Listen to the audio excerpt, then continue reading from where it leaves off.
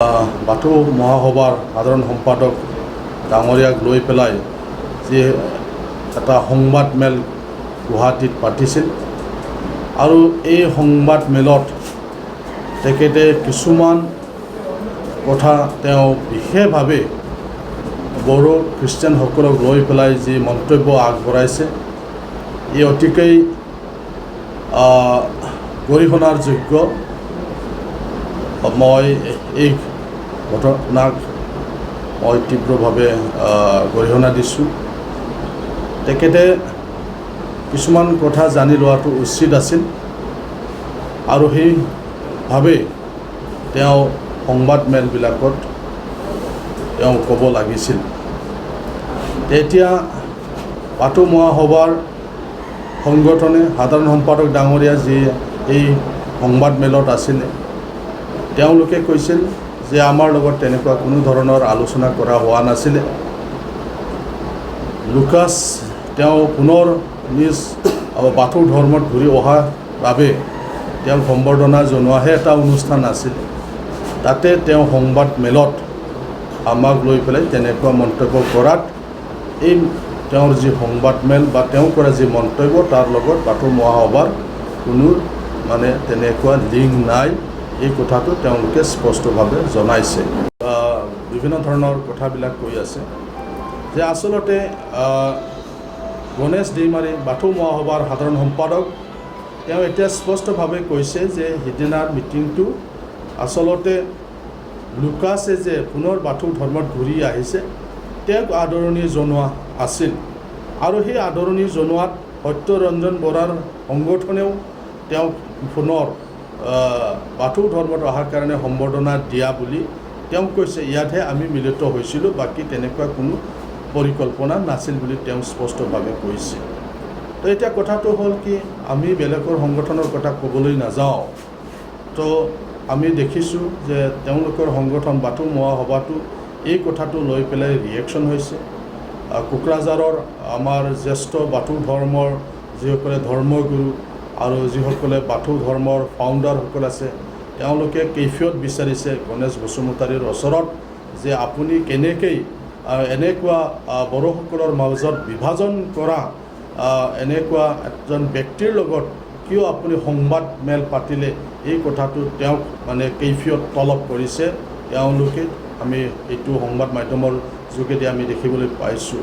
তো গোটেই বাথৌ মহাসভাই নহয়, বাথৌ মহাসভাৰ কিছুমান ব্যক্তিয়ে হয়তো সত্যৰঞ্জন বৰাৰ লগত তেওঁলোকে এটা লিংক আছে, সেইটোও হ'ব পাৰে, কিন্তু গোটেই বাথৌ মহাসভা নহয়।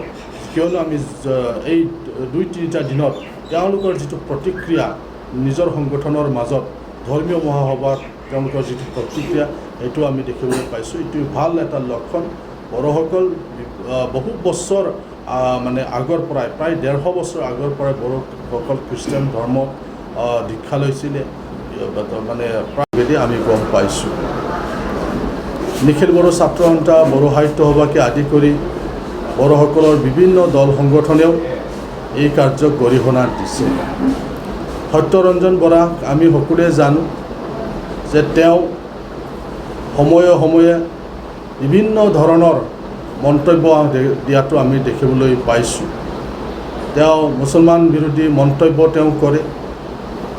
তেওঁ চিৰিয়াখানাৰ জীৱ জন্তুক লৈও পেলাই গো মাংস খোৱাটো বন্ধ কৰিব লাগে বুলি তেওঁ তেনেকুৱা ধৰ্ণা চৰ্ণা দিয়াটোও আমি দেখিবলৈ পাইছোঁ।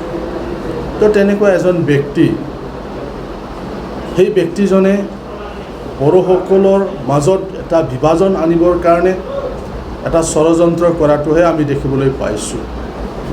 বড়োসকল বাথৌ, খ্ৰীষ্টিয়ান, ব্ৰহ্মকে আদি কৰি বিভিন্ন ধৰ্মক সেৱা কৰি আহিছে। বিভিন্ন ধৰ্মত বড়োসকল আছে।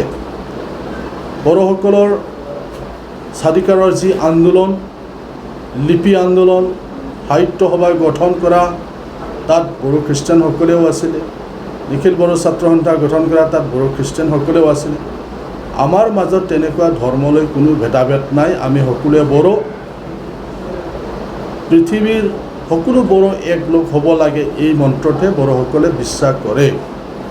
গতিকে তেওঁ সুযোগ সন্ধানী এজন ব্যক্তি আৰু সেইকাৰণে সেইদিনা তেওঁ এই সুযোগটো লৈ পেলাই ব্যৱহাৰ কৰিব বিচাৰিছিল বড়ো খ্ৰীষ্টিয়ান বড়ো বাথৌৰ মাজত বিভাজন আনি পেলাই তেওঁৰ মানে এটা লাভালাভ তেওঁ ল'বলৈ তেওঁ চেষ্টা কৰিছিল বড়োসকলৰ বাদ্যযন্ত্ৰ এইটো বাথৌৰ বাদ্যযন্ত্ৰ হয়নে নহয় এইটো ক'বলৈ কাৰণে আপুনি কোন এতিয়া আমাৰ বড়োসকলৰ দুলাৰাই বড়ো হাৰিমু আফাদ আছে এই দুলাৰাই বড়ো হাৰিমু আফাদে তেওঁলোকৰ চেষ্টাত এতিয়া আমাৰ এই খাম জটা চেৰজা চিফুং ইউনিভাৰ্চিটিলৈকে আহিলে ইউনিভাৰ্চিটিত চিলেবাছত অন্তৰ্ভুক্ত হ'ল college music and fine arts কলেজত অন্তৰ্ভুক্ত হ'ল তো এইটো কথাটো তেতিয়াহ'লে এনেকুৱা কম নেকি খাম জঠা চেৰজা চিফুং অকল মানে এটা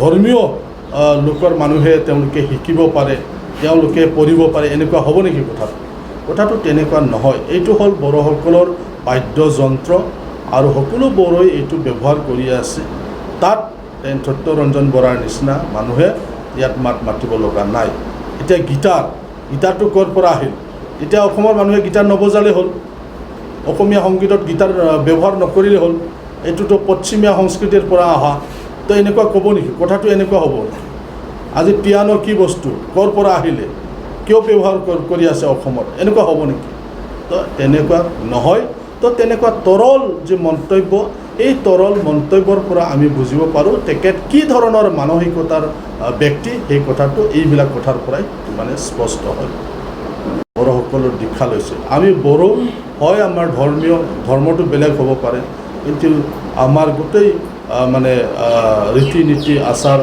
আমাৰ যিটো কালচাৰ এইবিলাক আমাৰ আমি একেলগে বসবাস কৰি আছোঁ ইয়াত আমাৰ কোনো দ্বিমত নাই কথাটো হ'ল কি নিজে যিটো উপাসনা এই উপাসনাবিলাক নিজে কৰে নিজৰ ধৰ্মত বাকী আমি সকলো বড়ো ইয়াত যাতে তেনেকুৱা ধৰণৰ কোনো মানে ব্যক্তিয়ে কোনো সংগঠনে আমাৰ বড়োসকলৰ মাজত সোমাই পেলাই বিনষ্ট কৰিবলৈ যাতে চেষ্টা নকৰে नोंथाङा सरकारि साख्रि नागिरदोंना नोंथांनि थाखाय मोनसे गोजोनथाव खौरां नोंथांनि थाखाय दं एडुकेट पॉइंट जेराव नोंथाङा सोलोंथाइ लानायनि गेजेरजों सरकारि साख्रिनि गुबुन रोखोमनि गोब्राब आनजादफोरखौ उथ्रिसारनो हागोन आरो गावनि आथिङाव गसंथानो हागोन बे एडुकेट पॉइन्टआव नोंथांमोना SSC bank PO bank clerk bank SO UPSC FSC defence railway state insurance AAO ADO एसिस्टेन्टजों लोगोसे स्टेट लेभेल जब